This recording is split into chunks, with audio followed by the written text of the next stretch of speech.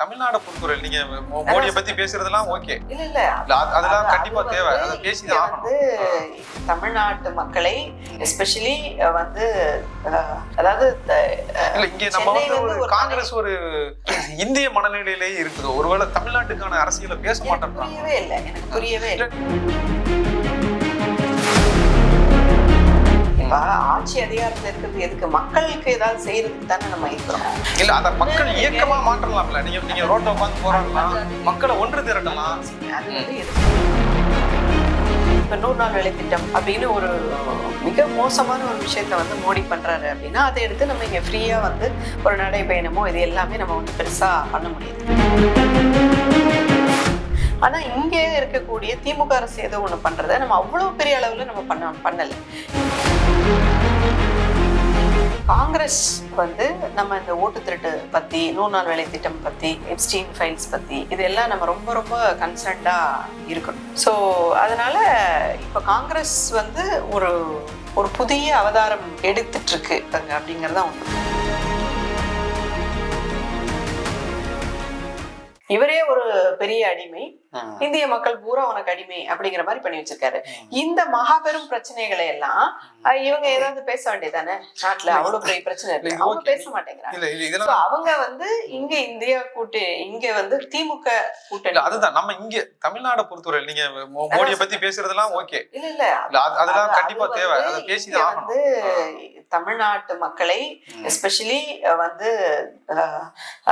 அதாவது இங்க நம்ம வந்து ஒரு காங்கிரஸ் ஒரு இந்திய மனநிலையிலே இருக்குது. ஒருவேளை தமிழ்நாட்டுக்கான அரசியலை பேச மாட்டேன். புரியவே இல்லை, எனக்கு புரியவே இல்லை. நீ மோடியை பத்தியே பேசுறோம், இந்தியால இல்லன்னு பேசுறீங்க. மோடியை பத்தி பேசுறோம், பாஜக பத்தி பேசுறோம். இந்தியாவில இருக்குது. நீங்க தமிழ்நாடு அரசியலை பிடிக்கணும்னா என்ன செய்யணும்? கர்நாடகாவில என்ன அரசியல் பேசுவீங்க? அங்க பிஜேபி ஆப்போசிட்ல இருக்கிறதுனால பிஜேபி பத்தி பேசுவீங்க. இங்க உங்களுக்கு ஆட்சியம் நீங்க சொல்ற பாயிண்ட் தான் நானும் சொல்ல வரேன். சோ வந்து அப்போசிஷனுக்குன்னு ஒரு பவர் இருக்கு. அப்ப மக்களுடைய பிரச்சனைய பேசுறது அப்படிங்கறதுல ஒரு பவர் இருக்கு. அண்ட் மீடியா வழியா அந்த பவர் வந்து பல மடங்கு உயர்றது அப்படிங்கிறது ஒண்ணு இருக்கு. இப்ப நமக்கு மீடியா இல்லைங்கிறது ஒரு டிராபேக். அதை நம்ம புரிஞ்சுக்கிட்டு ஸோ இப்போ வந்து நம்ம நிறைய சோசியல் மீடியால நிறைய ஃபோக்கஸ் பண்றோம், நிறைய ஒர்க் பண்றோம். ஸோ இது ஒரு விஷயம் நம்ம பண்ணியிருக்கிறோம். இன்னொரு விஷயம், அந்த அப்போசிஷன் அப்படிங்கிறது வந்து நமக்கு பெருசா இல்லை. இப்போ எஸ்பெஷலி இந்த லாஸ்ட் ஒரு 6-7 இயர்ஸ், சாரி 5 இயர்ஸ், லாஸ்ட் ஒரு 5 இயர்ஸ் அப்படின்னு சொல்லி பார்த்தோம் அப்படின்னா நம்ம வந்து ஆளுங்கட்சியோட கூட்டணியில இருக்கோம், ஆனா ஆட்சியில இல்லை. ஓகே, ஸோ இங்க வந்து எங்களுடைய ஸ்போக்ஸ் பர்சன் திரு லட்சுமி மேடம் சொன்னாங்க வந்து நம்ம ஒரு திருசங்கு மாதிரியான ஒரு இடத்துல இருக்கிறோம் அப்படின்னு சொல்லிட்டு, இங்கேயும் இல்லை அங்கேயும் இல்லைன்னு சொல்லிட்டு, ஒண்ணு ஆளுங்கட்சியா இருக்கணும் அல்லது எதிர்கட்சியா இருக்கணும். ஆளுங்கட்சியா இருந்தோம் அப்படின்னு சொன்னா மக்களுடைய கோரிக்கைகளை நம்மளுடைய பவரை வச்சு நிறைவேற்றி கொடுக்கலாம். எதிர்கட்சியா இருந்தோம் அப்படின்னு சொன்னா இருக்கக்கூடிய ஆளும் அரசாங்கத்தினுடைய அத்தனை குறைகளையும் சொல்லி மக்களுடைய பிரச்சனைகளை வந்து பெரிய அளவுல எடுத்து அது வந்து நம்ம போராடி அதெல்லாம் செய்யலாம். இப்போ காங்கிரஸ் இருக்கக்கூடிய நிலைமை என்ன இருக்குன்னா, ரெண்டு கெட்டாந்தனமா இருக்கு. இப்ப நம்ம ஆளவும் இல்லை, நம்ம ஆட்சியும் இல்லை, நம்ம எதிர்கட்சியும் இல்லை. ஓகேவா? நம்ம கூட்டணியில இருக்கோம், ஆனா கூட்டணியில இருக்கக்கூடிய எந்த முடிவெடுக்கும் இடத்திலும் நம்ம இல்லை. சோ இது வந்து ரொம்ப ஒரு மோசமான ஒரு நிலைமையில இருக்கணும். ஒரு அரசியல் கட்சி அப்படிங்கிறது வந்து ஒண்ணு ஆளுங்கட்சியில இருக்கணும் அல்லது எதிர்கட்சியில இருக்கணும். இது ரெண்டுமே இல்லாததுனால என்ன ஆகுது அப்படின்னு சொன்னா, எங்களுக்கு வந்து ஒரு கட்சியுடைய வளர்ச்சி அல்லது மக்களை சென்று அடையிறது இதுல எல்லாத்துலயுமே கொஞ்சம் இஷ்யூஸ் இருக்கு. சோ இப்ப ஏன் நம்ம வந்து ஆட்சி அதிகாரத்தில் பங்குன்னு கேக்குறோம் அப்படின்னா, இன்னொரு 5 வருஷம் இப்படி இருக்க முடியாது.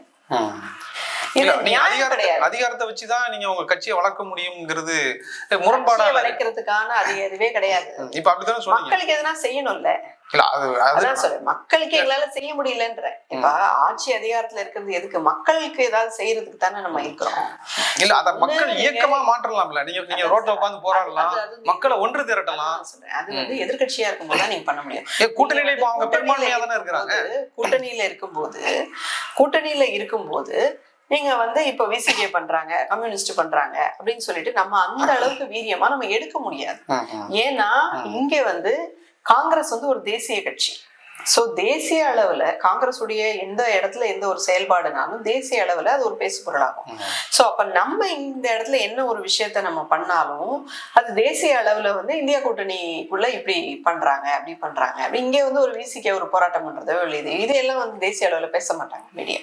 பட் காங்கிரஸ் என்ன ஒண்ணு பண்ணாலும் தேசிய அளவுல வந்து என்ன குறை கண்டுபிடிக்கலாம், என்ன நொல்ல நோட்ட சொல்லலாம், என்ன பண்ணலாம், கூட்டணியில பிரச்சனை இருக்கு பொய்யாவே சொல்லிட்டே இருக்கிறவங்களுக்கு நீங்க வந்து வெறுவாயம் மின்னுட்டு இருக்கிறவங்கள்ட்ட நீங்க அவள் மாதிரி நம்ம ஏதோ ஒண்ணு பண்ணும் அப்படின்னு சொன்னா அதை வந்து 10,000 மடங்கு பெருசு பண்ணி அவங்க வந்து இந்தியா கூட்டணி உடஞ்சிருச்சு, விரிசல் அடைஞ்சிருச்சு, சுக்குநூறா நொறுங்கிருச்சுன்னு அவங்க உட்காந்து பேசிக்கிட்டு இருப்பாங்க. அதுக்காக தான் காங்கிரஸ் வந்து பயப்படுது. அரசியல் சார்ந்தே நமக்கு பெரிய முரண்பாடா இருக்கு இந்திய அளவிலேயே. நமக்கு ஒரு ஆரோக்கியமான அரசியலே தேசிய அளவுல இல்லாம போயிடுச்சுல. இப்போ பிஜேபி வந்ததுக்கு அப்புறம் ஆரோக்கியமான அரசியலுங்கிறது சுத்தமா இல்லாம போயிடுச்சு இல்லையா?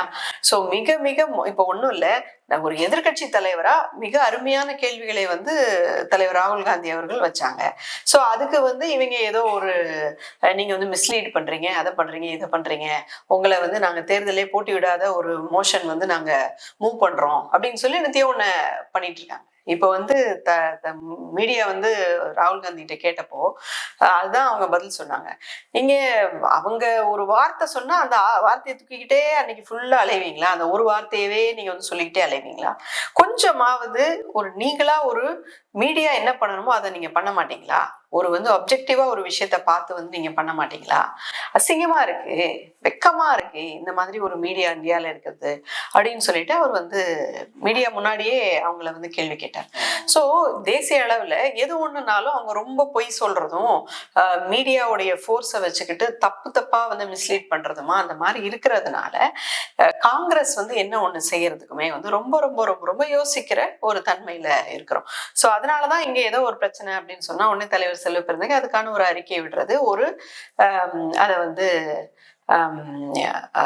ஆளுங்கட்சி கிட்ட எடுத்துட்டு போறது அப்படிங்கிற ஒரு இதுல இருக்கும். இப்ப ஏன் நம்ம ஆட்சியில் அதிகாரத்தில் பங்கு கேட்கிறோம் அப்படிங்கிறது இதுக்காக தான். சோ நம்ம வந்து அந்த கேபினெட்ல டெசிஷன் மேக்கிங்ல முடிவெடுக்கும் இடத்தில் ஆளும் கட்சியாக இருந்தால் முடிவெடுக்கும் இடத்தில் இருக்க வேண்டும். அல்லது எதிர்கட்சியாக இருக்கிறோம் அப்படின்னு சொன்னா எதிர்கட்சியா இருந்தோம் அப்படின்னா இது திடீர் இது எனக்கு தெரியல, இது திடீர் முடிவா அப்படின்னு எனக்கு தெரியல. ஆனா அது இருக்கலாம், எனக்கு அதை பத்தி தெரியல. ஆனா பிராக்டிக்கலா நீங்க பார்த்தீங்க அப்படின்னு சொன்னா எதுக்கு ஒரு கட்சி இருக்குதுன்னா மக்களுக்கு எதுனா செய்யறதுக்கு தான் இருக்கு. அதை தவிர எந்த கட்சிக்கும் எந்த பர்பஸும் கிடையாது. அண்ட் பர்டிகுலரா காங்கிரஸ் வந்து அந்த முழு விழிப்புணர்வோட இருக்கு, மக்களுக்காக தான் நம்ம கட்சி வச்சிருக்கிறோம் அப்படின்னு சொல்லிட்டு.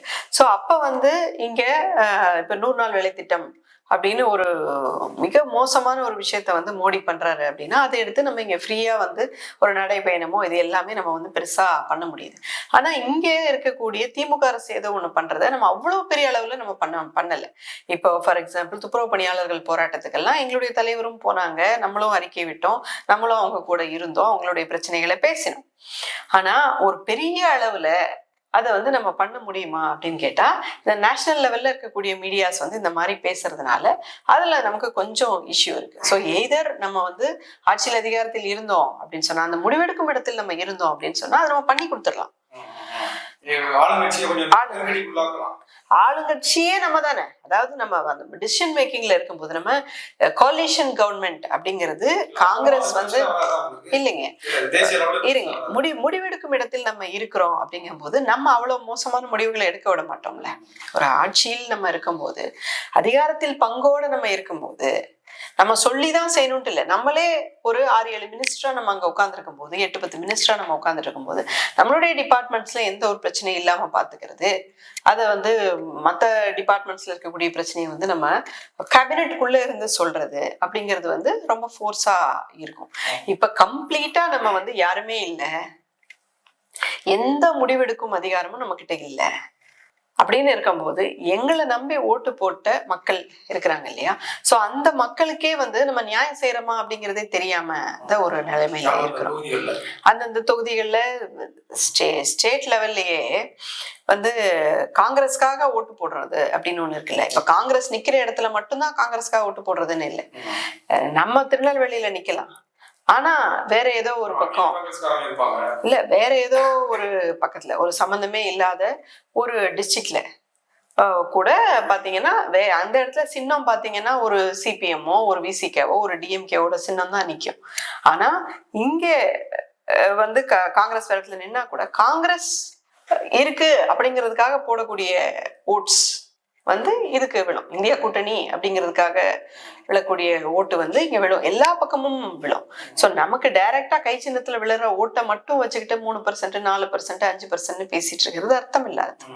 எல்லா தொகுதிகள்லயுமே காங்கிரஸ் எந்த பக்கம் இருக்கு அதுக்காக விழக்கூடிய ஓட்டு சதவீதம் அப்படிங்கிறது மிக மிக கணிசமானது.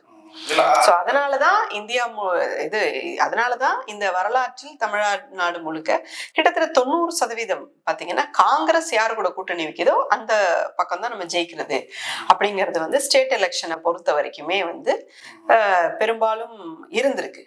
சோ ஏன் அது வருது அப்படின்னு சொன்னாக்கா காங்கிரஸ் மீதான நம்பிக்கை இன்னுமே மக்களுக்கு வந்து ரொம்ப அதிகமாவே இருக்குது. காங்கிரஸ் கட்சி தொடர்ந்து இப்ப நாங்க வெளியே போறோங்கிற மாதிரி, அதாவது டிவிக்கு விஜய் கூட கூட்டணி வைக்கிற மாதிரி எல்லாம் செய்திகள்லாம் நிறைய பேசிட்டே இருக்காங்க. இல்ல காங்கிரஸ் கட்சி இல்லன்னா ஒருவேளை திமுக ஜெயிக்க முடியாதுங்கிற சூழ்நிலைய தெரியல. அது தெரியல. இப்ப இருக்கக்கூடிய என்னை பொறுத்த வரைக்கும் இப்போ இங்க தமிழ்நாட்டுல இருக்கக்கூடிய ஓட்டு திருட்டு தான் மிக மிக மிக பெரிய பிரச்சனை. சோ ஓட்டு திருட்டின் வழியாக இங்க வந்து மிகப்பெரிய அளவுல வந்து பிஜேபி ஏடிஎம்கே உள்ள வர்றதுக்கான எல்லா திட்டங்களையும் திட்டாங்க. அதை பத்தி தான் காங்கிரஸ் ரொம்ப வருத்தப்பட்டு ரொம்ப கவலைப்பட்டுட்டு இருக்கு. அது அவருடைய கருத்தா இருக்கலாம். ஆனா களம் ஓட்டு லிஸ்ட் எடுத்து பாத்தீங்கன்னா அது உண்மை இல்லை அப்படிங்கறதுதான் தெரியுது. 97 லட்சம் வாக்காளர்கள் நீக்கப்பட்டிருக்கிறதுங்கிறது சாதாரண விஷயம் கிடையாது. இந்தியா கூட்டணியுடைய ஓட்டே 2 கோடி தான். 97 லட்சம் வாக்காளர்கள் நீக்கப்பட்டிருக்கிறது அப்படிங்கிறது சாதாரண விஷயம் கிடையாது. மிகப்பெரிய அளவுல வந்து போலி வாக்காளர்களை வைத்து அவங்க வந்து போன வாட்டியும் கிட்டத்தட்ட அது எனக்கும் தெரியல. சோ அது ஒரு கட்சியோட ஸ்டாண்ட் அவங்க பாக்குற பார்வை அதெல்லாம் இருக்கும். ஆனா காங்கிரஸ் வந்து நம்ம இந்த ஓட்டு திருட்டு பத்தி, 100 நாள் வேலை திட்டம் பத்தி, எப்ஸ்டீன் ஃபைல்ஸ் பத்தி இதெல்லாம் நம்ம ரொம்ப ரொம்ப கன்சர்ன்டா இருக்கணும். சோ அதனால இப்ப காங்கிரஸ் வந்து ஒரு புதிய அவதாரம் எடுத்துட்டு இருக்கு அப்படிங்கறதா உண்மை. கட்சிக்குள்ள இப்ப பாத்தீங்கன்னா தமிழ்நாடு முழுக்க இருக்கக்கூடிய மாவட்ட தலைவர்கள் மாற்றப்பட்டிருக்கிறார்கள். குறைந்தது பாதி மாவட்ட தலைவர்கள் வந்து ரொம்ப ரொம்ப ரொம்ப அருமையான மாவட்ட தலைவர்கள், எளிய பின்புலத்துல இருந்து வந்தவர்கள். இதுல யாரும் பெரிய ஒரு பண்ணையார்களோ இல்ல வந்து உயர் சாதியோ அப்படிலாம் கிடையாது. 50 பேர் இருக்கிற 75 பேர்ல 50 பேர் வந்து ஓபிசி சமூகத்துல இருந்து வந்திருக்கிறாங்க. ஒரு 12 பேர் வந்து எஸ்சி எஸ்டில இருந்து வந்திருக்கிறாங்க. 4 பெண்கள், 4 இஸ்லாமியர்கள், 4 கிறித்துவர்கள் எல்லாமே வந்திருக்கிறாங்க. So minorities, women, OBCs, SC எஸ்டியுடைய பிரதிநிதியா காங்கிரஸ் இருக்க விரும்புது. இங்க இருக்கக்கூடிய ரொம்ப பெரிய பணக்காரர்கள் அப்படிங்கிறது இல்லாம இந்த மாதிரி இருக்கு. சோ இந்த மாவட்ட தலைவர்கள் எல்லாமே வந்து மாத்திருக்கிறோம். எல்லாத்தையும் வந்து எல்லாரும் ட்ரைனிங்ஸ் அண்டர்க்ரோ பண்றாங்க. சோ இது ஒரு பெரிய மாற்றம். இப்ப எங்களுடைய சக்தி இயக்கம் அப்படிங்கிறது இப்போ 2 இயர்ஸா தான் தொடங்கியிருக்கோம். சோ இந்த சக்தி இயக்கத்துல வந்து பாதி பெண்களை வந்து இந்தியா முழுக்க எம்எல்ஏஸா எம்பிஸா ட்ரெயின் பண்ணி, ஐடியாலஜிக்கலி ட்ரெயின் பண்ணி கிராஸ் ரூட் லெவல் லீடர்ஸா கொண்டு வரணும் அப்படிங்கிற நோக்கத்துல ஒர்க் பண்ணிட்டு இருக்கிறோம். அடுத்த 8 வருஷத்துல இந்தியாவினுடைய பாதி சீஃப் மினிஸ்டர்ஸ் பெண்களாக இருப்பாங்க அப்படிங்கிறது இதனுடைய நோக்கம். பாதி எம்எல்ஏஸ் அண்ட் எம்பிஸை வந்து இந்த சக்தி இயக்கம் உருவாக்கி கொடுக்கும் அப்படிங்கிறது. அதுக்கப்புறம் counsellors, ward members, panchayat president's எல்லாமே வந்து பெண்களை வந்து உருவாக்கும் அப்படிங்கிற நோக்கம். ஸோ இது வந்து பொதுமக்கள், கொஞ்சம் அரசியல்ல ஆர்வம் உள்ள மக்கள் வந்து கட்சியில இணையறதுக்கான, ஒரு அரசியலை நோக்கி கால் வைக்கிறதுக்கான ஒரு மிகப்பெரிய வாய்ப்பு இந்த ஒரு காலகட்டம். ஸோ இந்த காலகட்டத்தில் எவ்வளவு தூரம் முடியுமோ, எவ்வளவு பெண்கள் முடியுமோ, ஸோ அவங்க வந்து என்னோட ஃபேஸ்புக்கோ ஏதோ ஒன்று கான்டாக்ட் பண்ணி அவங்க வரலாம். இம்மிடியேட்டா அவங்கள எடுத்து நாங்கள் ட்ரைனிங்ல போடுறதுக்கு ரெடியா இருக்கோம். அடுத்த ஒரு சில வருடங்கள்ல அவங்களுக்கு மிகப்பெரிய வாய்ப்புகள் காத்திருக்கிறது அப்படிங்கிறதுலையும் மாற்று கருத்து இல்லை. உங்களுடைய கருத்துக்களை மிக தெளிவாக முன்வச்சு. தேங்க்யூ.